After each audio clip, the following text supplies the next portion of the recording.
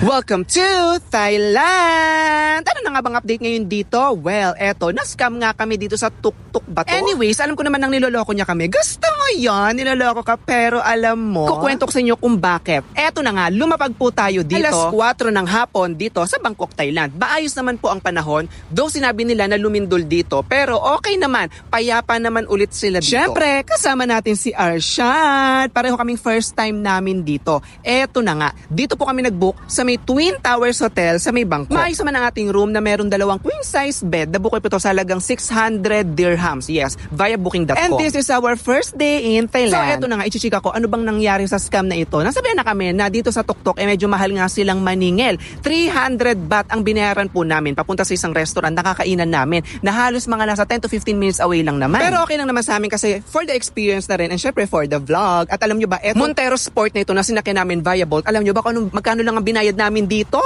Nasa 100 baht lang, 30 minutes ride pa yun ha. At first stop, syempre hinanap agad natin tong Uncle Boss dahil wala nito sa UAE at kailangan mo din mag-order online. Syempre inunahan ko na ang sambayan ng Pilipino doon. Kailangan ako mauna. Char. Slightly disappointed kasi nga hindi naman siya masyadong pumutok o sumabog gaya nung nasa video pero carry lang naman. At ayan, syempre nag-milk tea din tayo. Masarap daw kasi ang milk tea dito and in fairness, legit na legit. Medyo nagkanda, ligaw-ligaw pa kami actually kasi medyo struggle din para sa amin mag-book dito sa Bolt kasi may mga pick-up point lang dito. May mga parts sila na kahit nasaan ka hindi nila mapuntahan mismo. At ayan, syempre may mga street food din tayong nalakaran habang hinahanap namin yung Bolt na binook namin. At kung mapapansin po ninyo, medyo makulimlim ngayon dito kasi medyo umambon kaninang umaga. Pero pabor sa akin kasi alam nyo naman, ayoko na araway.